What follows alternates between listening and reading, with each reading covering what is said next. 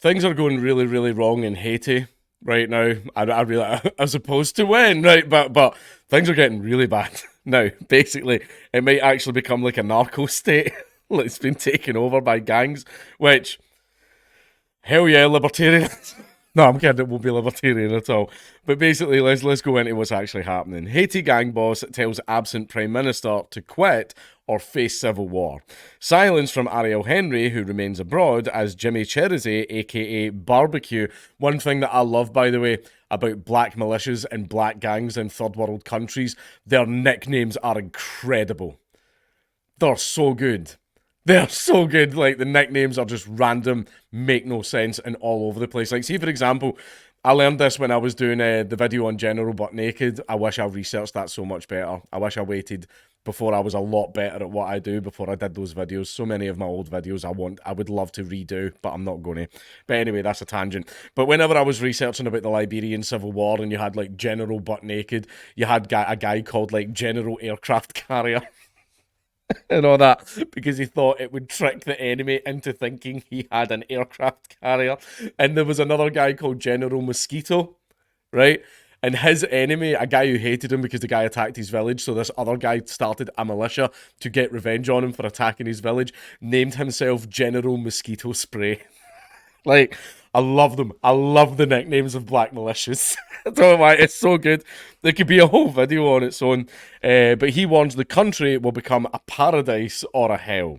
The crime lord behind a 6-day gang mutiny, that means like with the gang obeying the Prime Minister before, against Haiti's Prime Minister, Ariel Henry, has claimed the Caribbean country could be plunged into civil war unless its temporarily exiled leader steps down. Wearing an olive green tactical vest and flanked by armed foot soldiers and balaclavas, the gang boss, Jimmy Cherizé, who told reporters his country was staring into the abyss. Either Haiti becomes a paradise or a hell for all of us, declared Cherizé, a police officer. He used to be a police officer. turned, turned gang leader whose nom de guerre is Barbecue. If Ariel Henry doesn't resign, this guy could take over in a coup and we could have President Barbecue of Haiti. If Ariel Henry doesn't resign, if the international community continues to support him, we'll be heading straight for a civil war that will lead to genocide, added Cherizé. Now, genocide of who? As far as I know, that Haiti is quite a basically mono-ethnic country, I believe. Don't quote me on that. Don't quote me on that. I believe it is, so I don't know who's getting genocided. Government employees, maybe. I disavow. Over the last 6 days, gang fighters have released thousands of inmates from prisons, stormed and laid siege to strategic locations in the capital. Port-au-Prince, including 2 airports, police stations, and a port. I mean, good ground. You know that whole thing. See, with 50 well-armed and well-trained guys, you can take down a city. But that's well-trained. The guys have to know exactly what they're doing, and you need a plan. But with 50 well-trained and well-armed guys, you can take a city.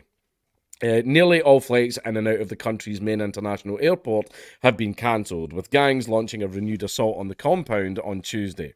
Who is in control? I think nobody is in control, said Jean-Marc Biquet, the head of Médecins Sans Frontières mission in Haiti. And my personal fear is that the police are going to give up fighting and say, it's a lost battle. Then what can happen? Well, I guess total chaos. Or maybe the police are just like that Brizzy guy, or whatever his name is, like Barbecue, will just join the gangs. Well, if you can't beat them... It's just going to be like that scene for Braveheart where they charge at each other, then stop and shake hands. It's going to be like that. And then they're going to have access. By the way, when they're taking the police stations, they then have access to the armory. So yeah, that'll be fun. US officials say there would be no pressure on Henry to leave, but Washington is asking him to quickly come up with some sort of plan for transitioning to a democratic government, adding to pressure coming from the Caribbean regional organization CARICOM. Cherizier's courting of the cameras stands in stark contrast to the almost total silence from Henry and members of his debilitated administration. It is horrifying, it is heartbreaking what is going on, and what is worse is that you don't hear a word from from the government, said Monica Kleska, a Port-au-Prince-based writer and political activist, blaming the unrest on the inaction and incompetence of Henry's administration. We'll go into a little bit about, the state of Haiti at the end. Haiti's Prime Minister, a septuagenarian neurosurgeon who became acting president after the 2021 assassination of President Jovenel Moise, has hardly been seen since the gang rebellion began while he was in Kenya, attempting to speed up the deployment of a multinational security force. US officials say that Henry's visit helped resolve the constitutional issues that were blocking the Kenyan deployment, and that police officers were on standby to fly in at short notice. It is unclear whether they would be flown to Haiti by US military transport, and also far from clear when the airport would be declared sufficiently secure for them to land. So that's one of the things you do, especially if countries rely on foreign support. If you take the airport, ooh, that's what I said. Like, fucking 50 well-trained, well-armed guys. Like, I'm just saying, like, it can be done. On Tuesday, after days of speculation about his whereabouts, Henry reportedly attempted to return to Haiti, flying from the United States to the international airport in Port-au-Prince. However, according to a report in Puerto Rico's largest newspaper, El Nuevo Dia, Henry's private jet was not given clearance to land, and the plane was also prevented from landing in neighbouring Dominican Republic, which shares the Caribbean island of Hispaniola with Haiti.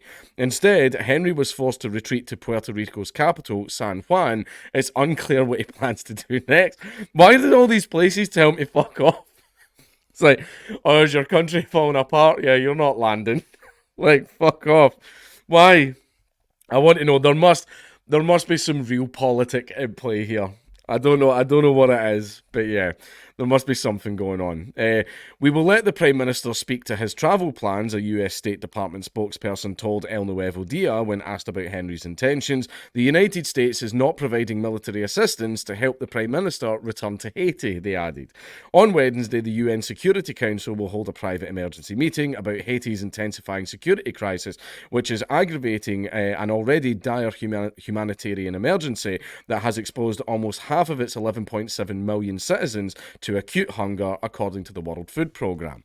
So it seems that the American government is actually quite happy for there to be complete civil unrest in Haiti and for it to essentially turn into a Somalia, where there is no central government, but there also is no production or anything happening, there's no foreign aid coming in, and nobody knows what to do. Now, why would the American government want that in a place like Haiti? After all, like, it's in the Caribbean, so if there's no government and it's run by gangs, then it would be the perfect fucking middle point for boats carrying shitloads of drugs to be smuggled into the United States. There'd be lots of trafficking. Lots of trafficking happening out of Haiti. I wonder what American family would be very interested in that. Trafficking what? Drugs? No, something else. Google Clinton's Haiti. But asked about Cheriziers' call for Henry to step down, the State Department spokesperson Matthew Miller told reporters, "We urge all actors to put the people of Haiti first, stop the violence. That would, of course, include these gangs that are responsible for the recent violence, and make the necessary concessions to allow for inclusive governance, free and fair elections, and the restoration of democracy," which will not happen, especially in Haiti. Now, Haiti, as a nation, they've been through it. They've been fucking through it.